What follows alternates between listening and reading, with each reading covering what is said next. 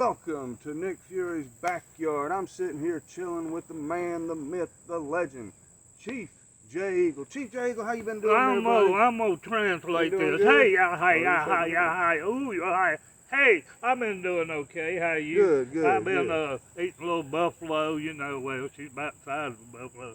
But anyway, I've been As long as doing. you're nibbling on some carcass. That's what I'm talking about right now. I can use the skin, to cover up with it. Yeah. You know how them old buffalo hides Right, are. right. A little hairy sometimes, but other So than tell that. us what you've been doing lately, man. Oh man, I've been chilling, laying low,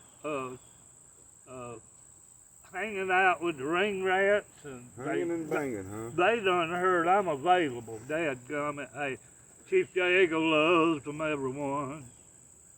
You know what I mean? Right, right. So, All from the heart, buddy. I hear you wrestling old Johnny Swinger in a few Oh weeks. yeah, I'm gonna swing him this way and swing him that Man. way. I'm gonna tell you something Johnny right Swinger, now. man, he's a good wrestler, man. Hey, I He got may a lot whip of. your ass. It's been whooped for. He ain't getting no cherry. I mean, you know what I'm saying. Chief J Eagle got a lot of friends down in Augusta, Georgia, and he's always got a place to lay his head. And So what's your plans? How you gonna beat old Johnny Swinger, man? I'm gonna just scientifically, I'm gonna just outdo break him. him down? Yeah, I'm gonna break him down. It's like an old Cadillac. You crank it up, and it cranks after all these years, and then you hear it go. Wum, wum, wum, wum. Start kicking and chopping. Oh yeah, and then he's a good dude there. Got that old barrel chest. I'll tell you right now. That's right for chopping. I'm coming to Augusta, Georgia for one reason. That's to eat ice cream and whoop you, Johnny Swinger. Where am I gonna get the ice cream at? I don't know. I might get on when I get there. So since I got you here, let's get a Wahoo story out of this segment. Tell us a good story about Wahoo McDaniel. I'm gonna tell you one I think of all the time. I never was a big drinker. Now Wahoo, he could put them away one after another. Right. So we're coming home from Ohio, we're coming down the mountain, whatever that is, 77 or something. Anyway, he's got one of these little sliding glass windows on the back of his pickup truck just so he can reach and get one. And so I'm wore out. We just had a big match where he made big money and I did big work. And he got the hot tag, right? Oh yeah, he got the hot tag and he got the hot payday too. So. That makes sense. But anyway, I love him. But anyway, the thing about it, I'm tired. I'm wanting to catch me a little nap coming down the mountain. But he told me, he said, "You ain't going to sleep." I said, "Yeah, I'm gonna take me a little nap. Ain't nothing he knew about it." Right. I doze off and he hits his brakes and bounces my head off the car dash. Said, "I told you you ain't going to sleep," and I was awake in, so it scared the shit out of me. But he'd pick on me if I tried to doze off. And he wanted to drive. More he drunk, more he wanted to drive. So that's fine. Was he a safe driver? How fast was he going? No, he scared the shit out of me. So, but I love traveling with him. I'd drive for Wahoo and Swede Hansen, and I wouldn't say nothing. I'd hang on every word they said. I tell you, that was something for me when I was a kid, and I turned that love old Swede Hansen. One of the guys that helped me more than anything was Brute Bernard. Yeah. You remember Brute? Yeah, I remember. Oh yeah, Bob Bernard. He was hey! I loved it. Right. And then you had guys like 2 Ton Harris.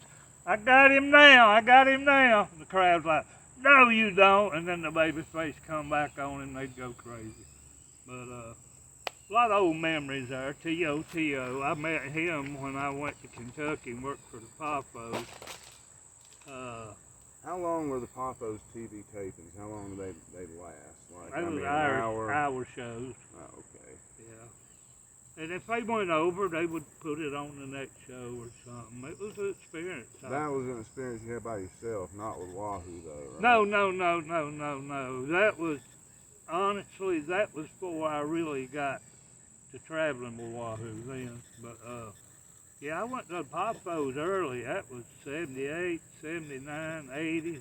Ain't that where you met? You met the one-man gang here in Spartanburg, right? Yeah, me and him. Tell us how you met the one-man gang and took him up there with you. There was a little training school for independent wrestling. And, Where at? Spartanburg. Spartanburg? And so I went to it and met him there, and I was amazed how big and agile he was, and we became good friends. We'd go to shows together. This was before he was even wrestling, and he'd come back and spend the night at my house. He had to sleep on the couch. He was too big for the bed. But yeah, it's a lot of memories. I remember bringing him home and Daddy saying, "My God, what did he eat?" I said, "Anything." But you know, I love George Gray, and I enjoyed my experience with him. I told Randy Savage, I said, "Randy, I got a kid at home. He's about 6'8" or 6'9". He can do a drop kick, and he weighs 450. Randy said, "Oh, I bet his farts stink." And I said, "Yeah, I bet they do too." He said, "Bring him up and let me look at him." I carried him up 3 weeks later when I went back, and he went with me, and he never come back home. Yeah, that was a long excursion from him. Yeah, he'd never been nowhere. I think it worked out for him, though. Oh, yeah. He tried jobs like when I had the roofing business. He couldn't get off the ladder, but he'd bring shingles up the ladder and just put them up on the roof. How many at a time? Usually just a bundle, because, you know, if you Yeah, ain't them used damn to things, it, it's yeah. odd on the ladder. But it would take him 10 minutes to get up the ladder sometimes. That's how slow he was. But it was just more time for us to spend time together as friends. And then we started going to shows together, and then I carried him up there, and Randy hired him, and then Bill Watts sent Ernie Ladd down there to look him over, and they hired him, and then he went to UWF, WWE. He done good. Actually, I named him first, and I was calling him King Kong Gray. King Kong, yeah, that's the first Yeah, time I and heard that. they changed his name to Crusher Broomfield. Broomfield, that's right. Yeah. I remember when I was 13, you brought him in at the Shamrock Cafe, Oh, yeah. and I was a little guy then, and he walked past me, and this guy wasn't just big, he was ginormous. I mean, I was standing there like, oh my God. I mean, he was a real big man. Oh, yeah. And after all them years, he still came back and worked for you. I mean, what, 10 times at least? Well, you know, and he told me about his traveling on the airplanes. He was so big, they always asked him to sit at the back of the plane. I don't know why.